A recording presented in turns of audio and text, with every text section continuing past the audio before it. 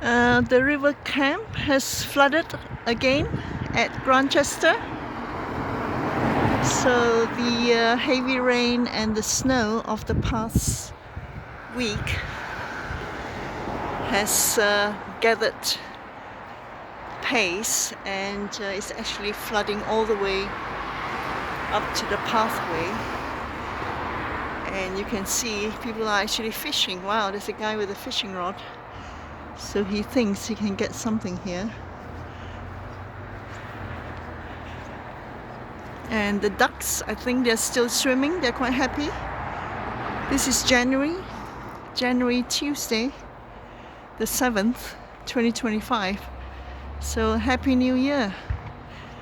Not too cold as in previous years. So you can see the water has actually gone up to the sculpture of the horse statue there. So it's actually quite a lot of water, I can imagine. And that's the old water mill. It's about 3 p.m. at Grantchester near Cambridge. It's only about 1 or 2 miles away from Cambridge town centre.